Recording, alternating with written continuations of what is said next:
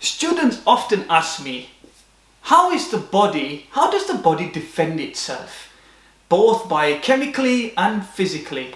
So today I'm going to do a lesson on it.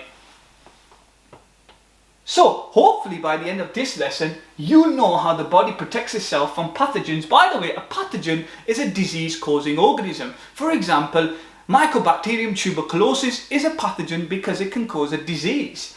To understand the difference between chemical and physical barriers, to describe how antibodies destroy microbes.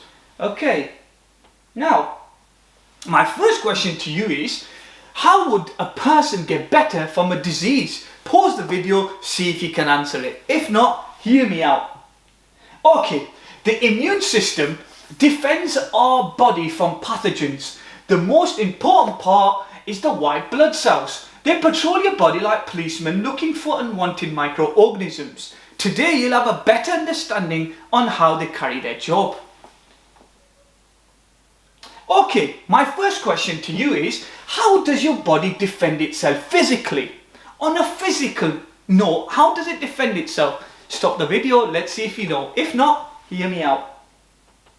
The body has two real physical ways of protecting itself. One is the skin. When the skin is breached, you are then susceptible or vulnerable to pathogens coming in.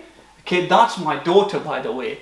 This is me. Another one is cilia or hair. Now you've got cilia in your nose, in your trachea. They move up and down. They're like these little tiny hairs. They waft up and down and they stop microorganisms from getting in. So they waft up and down and you cough them out. They also work closely with mucus, which helps to trap pathogens.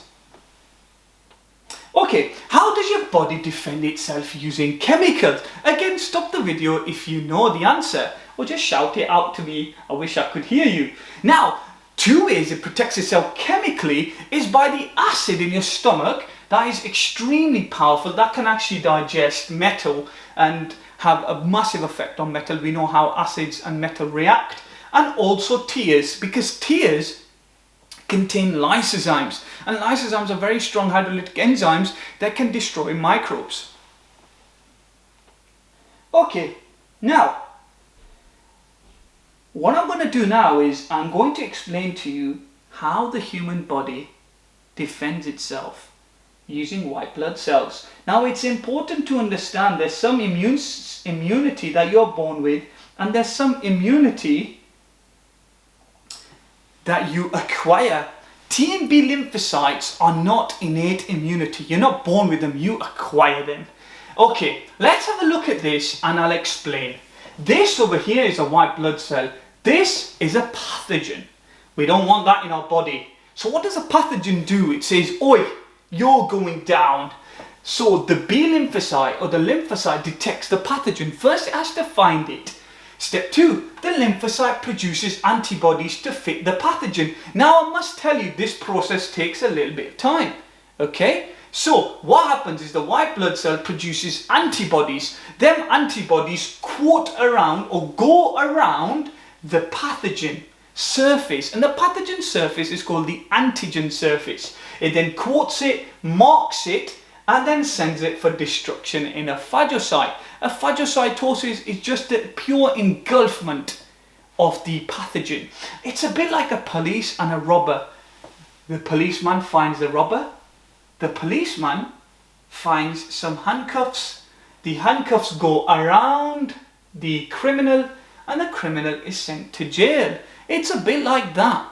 So the white blood cell finds the pathogen. It then produces antibodies that go around the pathogen. It then marks it for destruction, and it uses a phagocyte to carry out phagocytosis, which is the engulfment of the pathogen. It's actually very important that you understand that concept. Okay, so here's some plenary questions I wish you could answer. But anyway, we're going to call it now. Hopefully by the end of this lesson, you've understood how the body defends itself, and not only that, how white blood cells work. Thank you.